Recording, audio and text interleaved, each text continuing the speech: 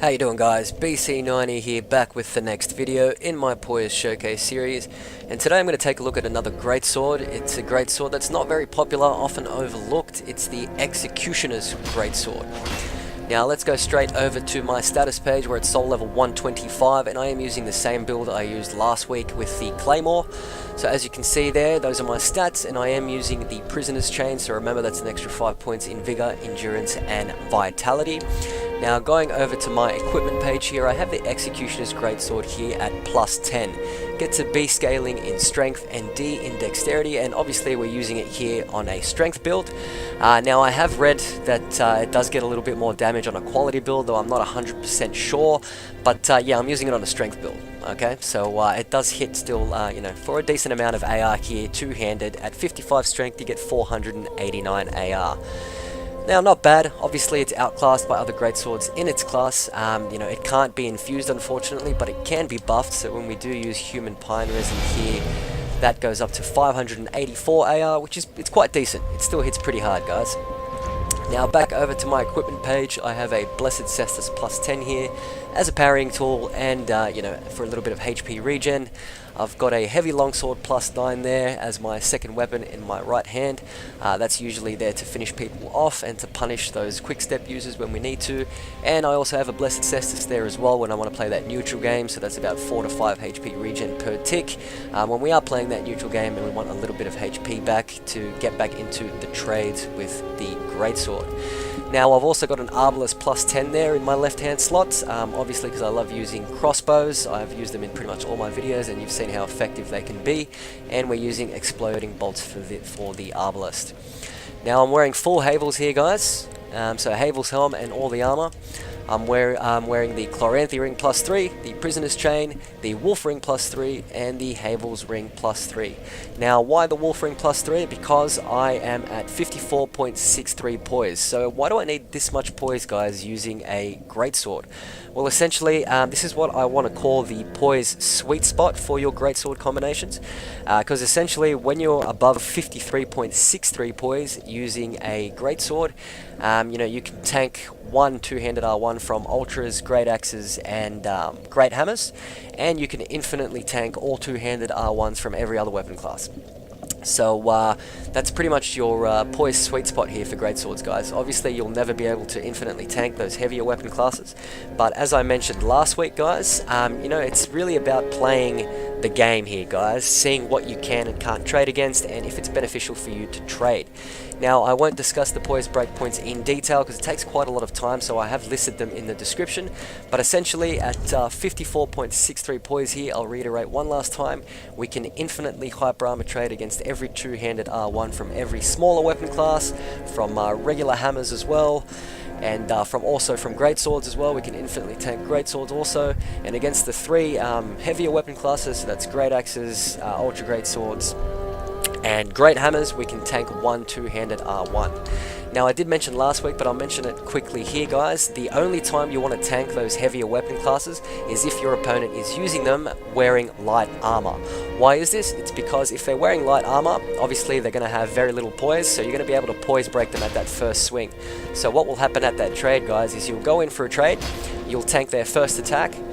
Because they're wearing light armor and have less poise, they won't be able to tank your first attack, so you'll be able to get that two-hit combo in, okay? Two-hit combo in and roll away. Now, if your opponent is wearing heavier armor using those bigger weapons, don't go for the trade, because it's likely they'll be able to tank that first hit, and on the second swing, you will get poise broken instead. So it's about picking when you can actually trade here, guys. Now, like I mentioned as well in my previous video, the most efficient way to take care of those heavier weapon classes still remains outspacing them and hitting them outside of active frames. And greatswords are really good at doing this, guys, because remember, you have a speed advantage over those bigger weapons, so you get into active frames a bit quicker, and it's a lot more viable for you to hit them just before they get into that mid-swing active frame, to stagger them, or hit them in recovery frames after a combo, okay? So that still remains the most efficient way to do it, but if you are going in for a trade, make sure they are wearing light armor so you can get in that two-hit combo, okay, guys?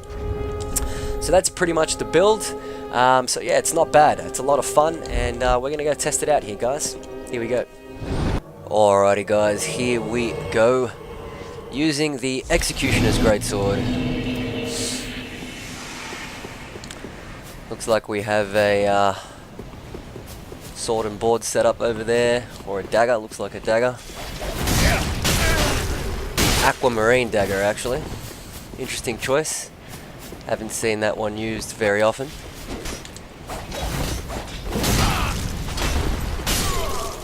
And GG. Alrighty guys, next up in the arena today, what do we have over there? Looks like a Black Knight Great Axe. But the guy is wearing light armour, so let's see if we can play around here with our poise. Alrighty, now that we got the formalities out of the way.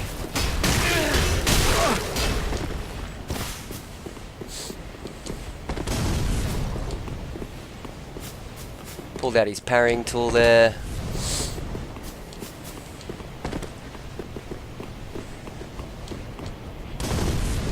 Yep, thought so.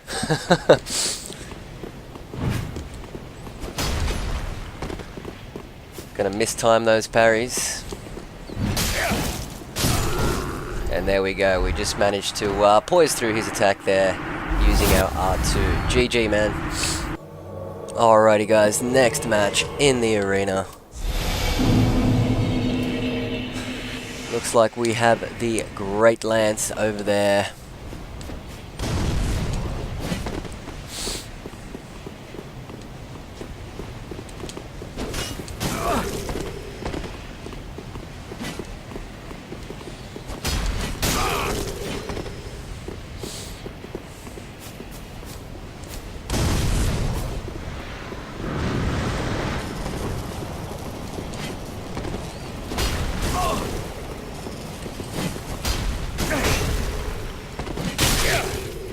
Good range on that thing.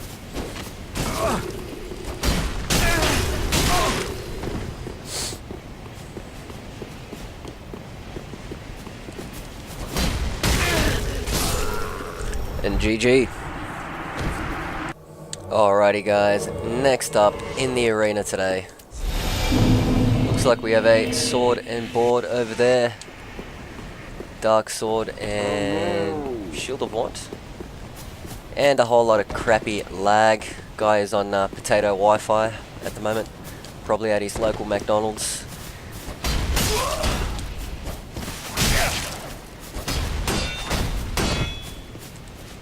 Boom! Nice big hit there.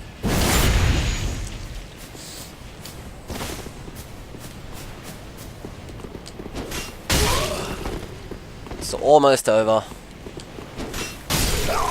And GG, man. Alrighty guys, next match in the arena. Looks like we have the Ring Knight paired Greatswords over there.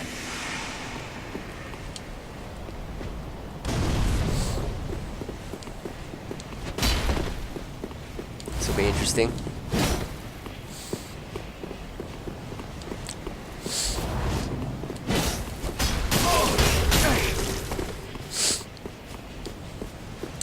Ring Knight paired Greatswords, eh? It's alright. Alright, so he's switched over to a parrying tool there in his left hand. Nope.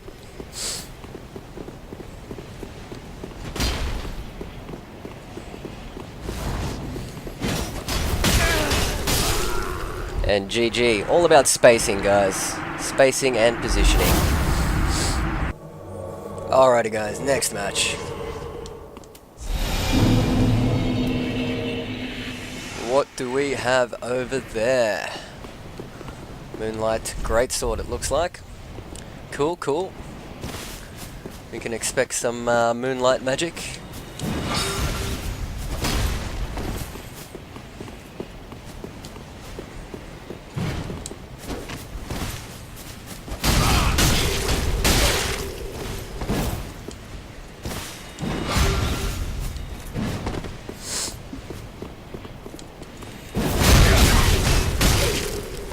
We can definitely poise through that moonlight attack. No dramas there.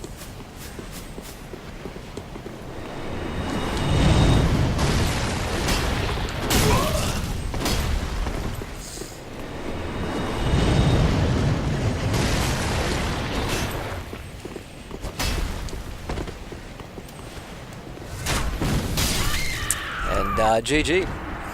That's why crossbows come in handy, guys. Alrighty, guys, straight on to the next match here. Oh, look at that. We got a big boy Havel over there with the Fume Ultra Greatsword.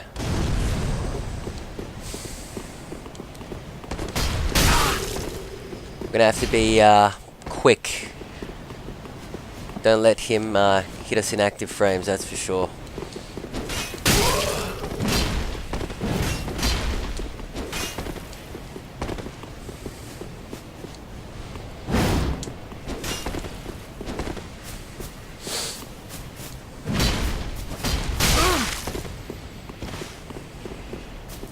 We're using our greatsword here with its speed advantage to stay away from those active frames, because yeah, once he gets us in that hyper armor pain train, it's all over.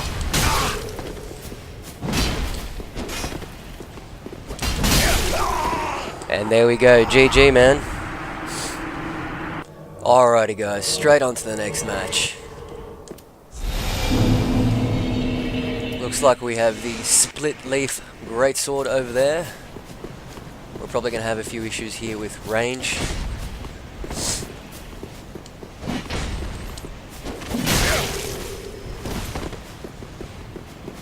Just got to use our speed to our advantage here, guys.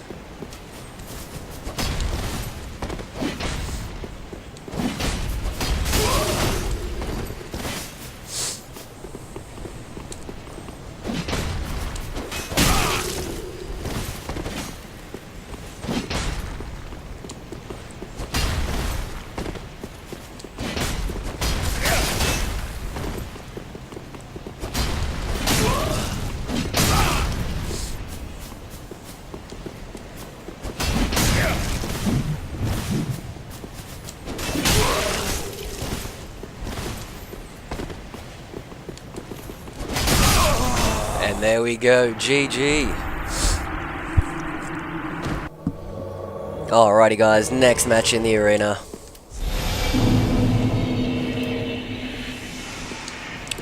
What do we got over there? A Black Knight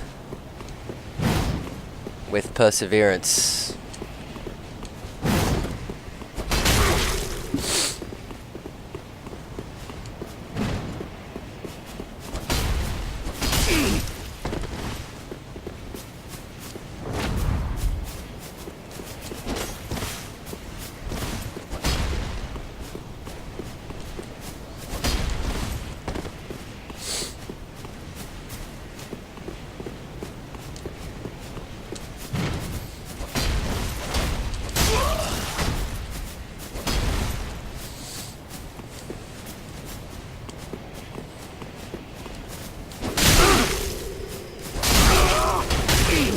And we outpoise him here, guys, so no dramas at the trade.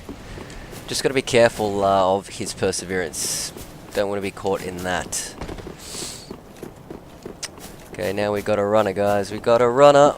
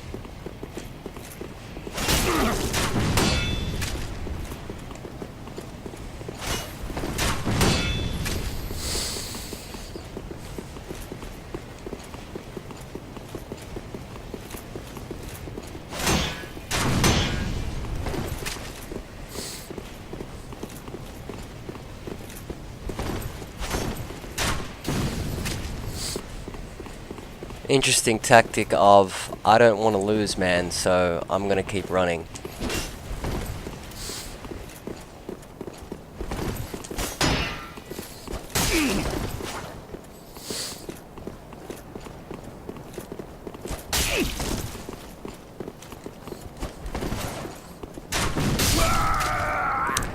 You get a point down for that, mate. Bloody coward. Alrighty, guys. Next match. What do we have over there? The caster.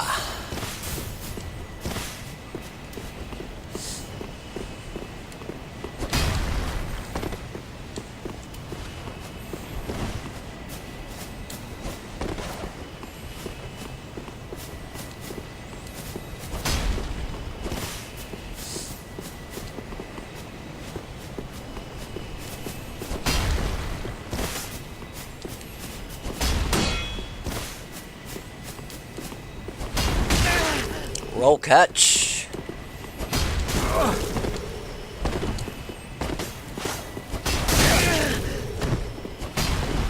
Why did I kick him just then instead of going for the second R1? I have no idea. I guess it's because I suck.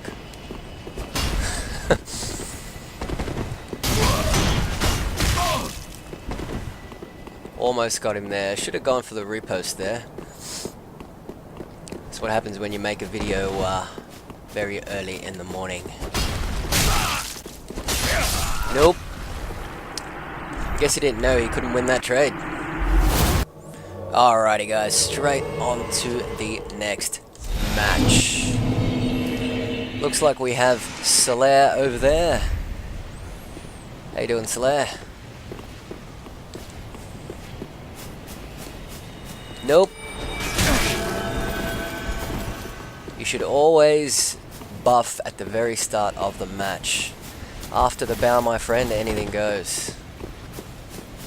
Oh, he's using Smail's Great Hammer there with Perseverance. Interesting, very interesting.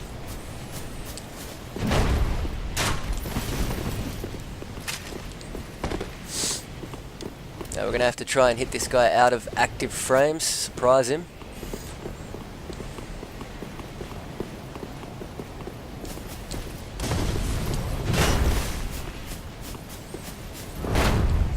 There we go, Perseverance again. Whoop. Wait till that runs out. Nope, he's just using it over and over again. Which obviously is a good strat. I mean, you want to be using Perseverance here because he is wearing lighter armour. So he doesn't want to get poise broken. But while he has Perseverance on, it's not good for us. Unless we can get just one hit in and roll away.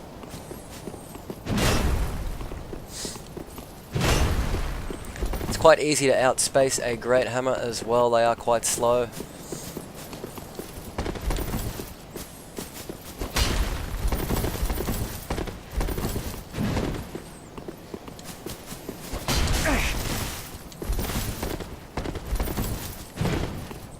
Bit of potato Wi-Fi action there.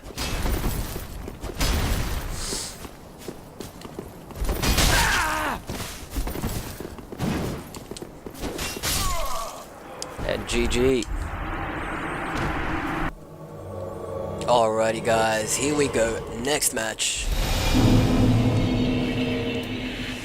What do we have over there? Freed's Greatswords.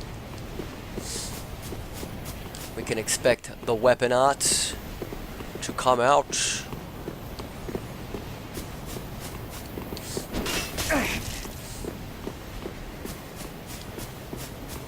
The weapon art and a lot of defensive play, it seems that way. There's just absolutely nothing that can beat the passive reactive playstyle, guys. You know, it's just one of those things. It's the most effective playstyle in the game, so everyone is going to be using the passive reactive playstyle. Not a great trade for you, buddy.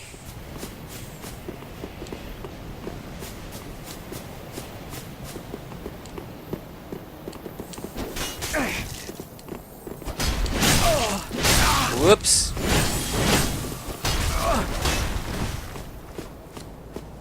Alright, he switched over to a curved sword. No, a katana. A katana.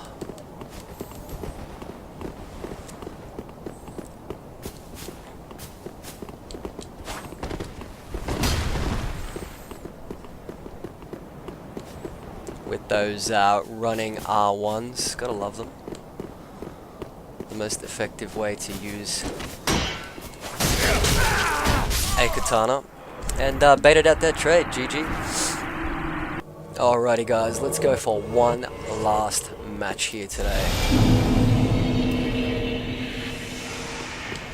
We've got twin blades over there with bleed.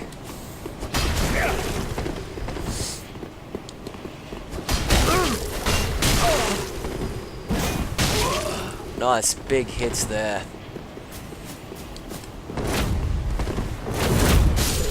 Wow, weapon art finish, GG. Alrighty guys, so that brings us to the end of this video with the Executioners Greatsword, and what can I say guys, it's an often overlooked greatsword because, to be honest, it's fairly average. That's basically it. Now it has okay range, I guess, for a greatsword, but it probably is outclassed in terms of range by others in its class, though I'm not 100% sure on that. Now on a strength build like this one, we're getting average AR even when we do you know, buff it with human pine resin, and it is a shame that we can't infuse this thing with a heavy gem.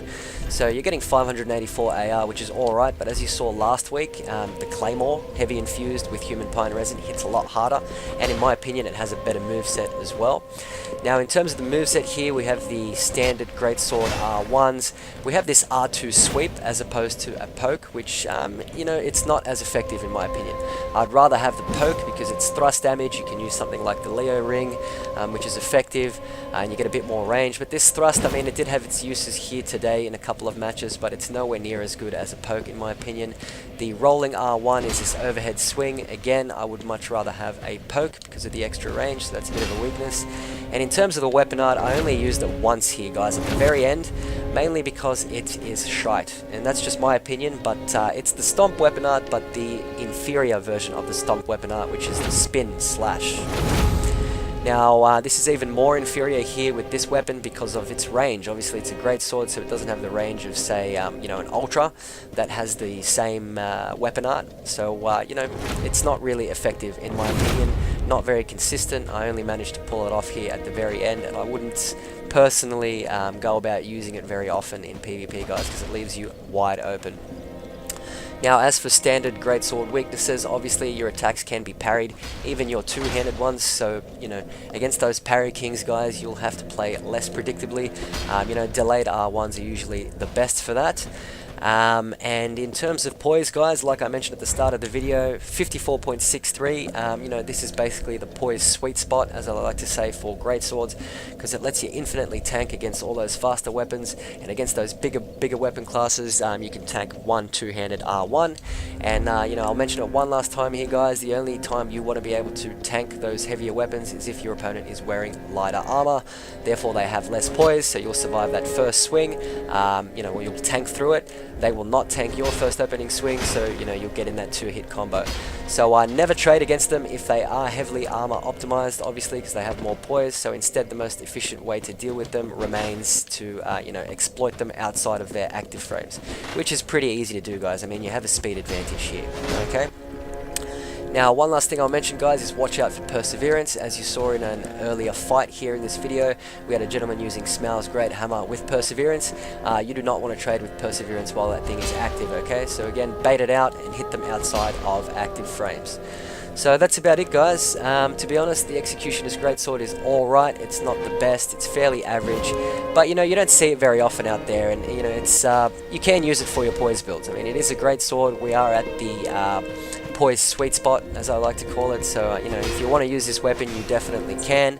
And you will have some decent trading potential with it. Now, I did forget to mention, I'll mention one last thing here, guys. The Executioner's Greatsword has this unique ability of absorbing FP from each fallen foe. Now, this, you know, it's practically useless in PvP, guys. I guess it's alright, you know, if you're doing invasions and you know, you are using FP for, I don't know, you know, a hybrid caster or something like that using this weapon. But in one-on-one duels, it's fairly useless, guys. So, yeah, I mean, I thought I'd mention it, but it doesn't really do much. So that's about it, guys. So next week I'll be going back to the heavier weapon classes, and in future I might return to the Greatsword class to have a look at other ones, but we'll see how that goes. Anyways, if you enjoyed this video, guys, hit the like button. If you're enjoying my content, please subscribe. Don't forget to check the specific Poise breakpoints in the description, and as always, guys, thank you for watching. Until next time.